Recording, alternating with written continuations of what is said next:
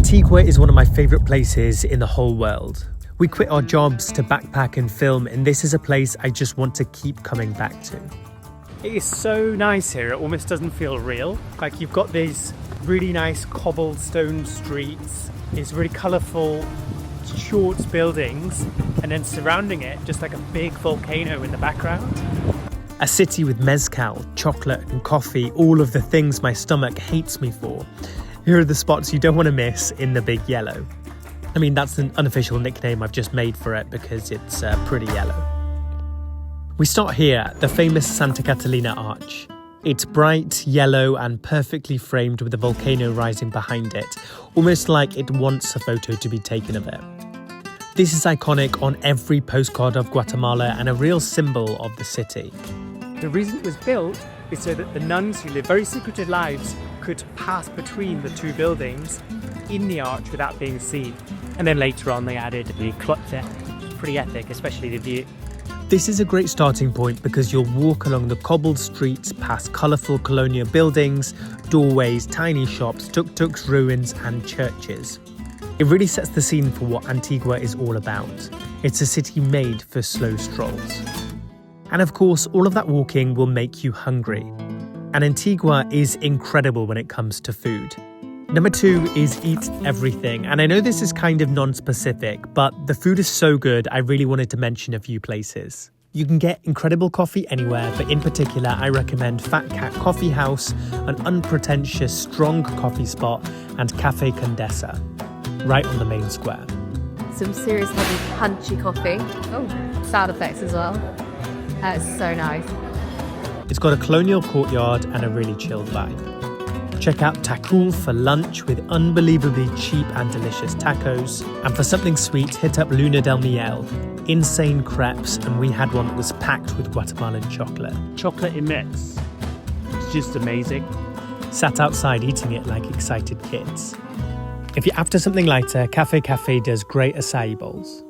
Can I eat the flour? Yeah, no? I can eat the flour. Yeah. Thank you. And now if you only go to one bar in Antigua, make it this one, Café No Sé.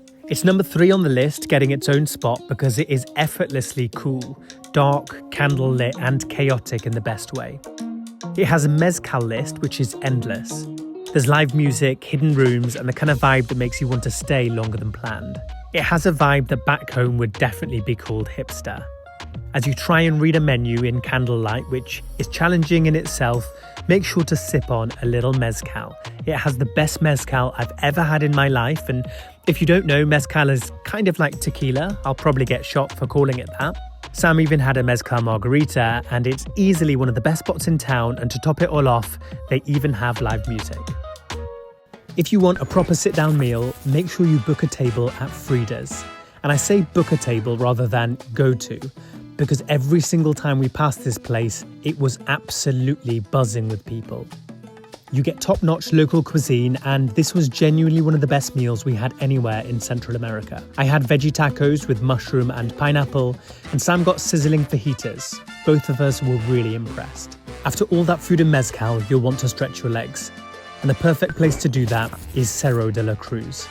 It's a short but steep walk up to a massive stone cross that overlooks the whole of Antigua. Get there is a nice little uphill walk through a forest, and already the views of the city are looking pretty cool.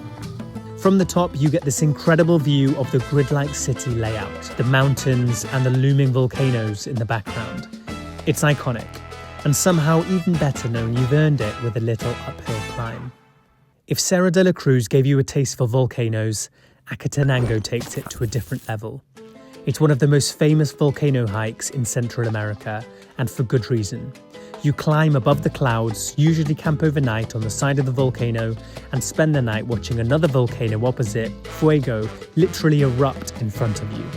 Think lava, smoke, and rumbles that you can feel in your chest. Now, this hike can be tough, there's no sugarcoating it, and it is an early wake. It's steep, it's dusty, it is relentless, especially if you're carrying your bags, but the views, the experience, and the fact that you're sleeping next to an active volcano makes it really a once-in-a-lifetime moment. Just make sure you bring layers. Some companies do this different to others. So depending on your budget and your fitness levels, maybe do some research first. Ultimately, everyone goes up the same volcano, but there's 3 things you want to look out for. 1, what is the food like on your tour? 2, what are the rooms like? Some people are camping on the floor, others are in mattresses or beds in cabins. And number 3, do they carry your big bag up for you? For some people, they do, and that is fantastic. For other groups, they don't, and there you'll be lugging 5 litres of water up a mountain without expecting it. Once you've walked it off, you'll obviously need to replace all those lost calories, and that starts with chocolate. Guatemala is famous for coffee and chocolate, so you need to get involved. We did this hands-on workshop where you learn the actual history of chocolate, how the Mayans used it in ceremonies, as currency, and how it eventually turned into the sweet stuff that we know today. We made our own chocolate from scratch, tried raw cacao, and just a spoiler, it's very bitter and tastes disgusting, and ended with a hot chocolate drink that felt half ritual, half dessert. We chose to do this at Chuah, a family-run spot of people we really got on with. It's run by an absolute madman who's singing all of these crazy songs. I love chocolate. And we came away with a bag of chocolates.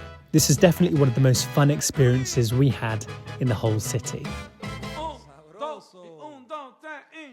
After chocolate, you can't come to Guatemala without learning about coffee. You need to visit a coffee farm or a finca.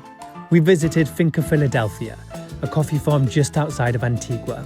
Now, the whole coffee process is fascinating. From the planting, the picking, the roasting.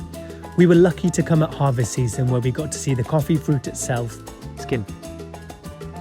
And you get to try some of the freshest beans you'll ever taste. What's mad is that the best Guatemalan coffee is usually exported, so getting to drink it here at the source feels like a bit of a hidden privilege. This is the tasting lab where the master tasters will taste every single batch of roasted coffee. We'll hide your I wonder if you can apply for it here. We even learned the proper way to sip coffee with our guide. Stirring it, sipping it, and washing out our palate with our legendary guide who looks straight out of Indiana Jones. Now, if you're wandering around Antigua, there are a few things that are worth seeing.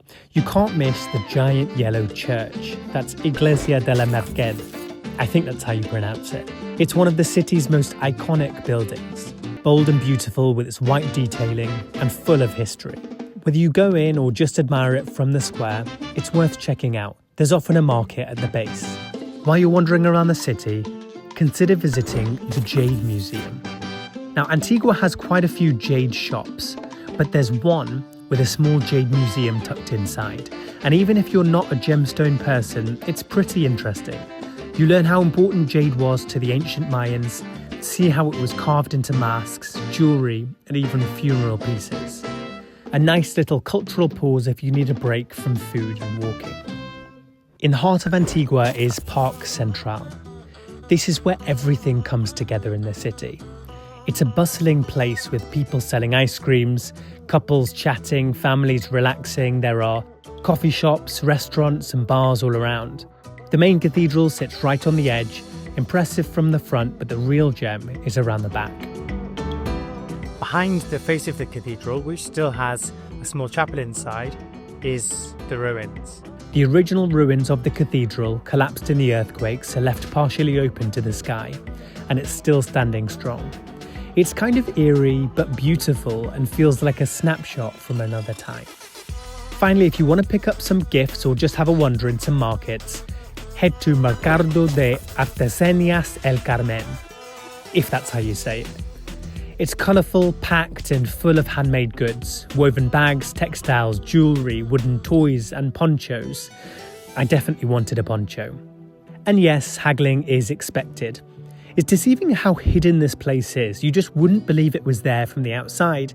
But when you're inside, there are never-ending rows of shops selling the same thing again and again and again. If you want to get a t-shirt with a pun about Guatemala on it, this is the place for it. I even haggled myself into buying a poncho, which I've probably worn about 2 times since. Next purchase is going to be one of those little hats. Antigua is colourful, tasty and totally unforgettable. Between the chocolate, the coffee and the mezcal, I'm still dreaming about it today. If you think that was fun, wait until you see what happened when we decided to climb Acatenango, one of the craziest experiences of my life. Make sure you subscribe to inspire your adventure.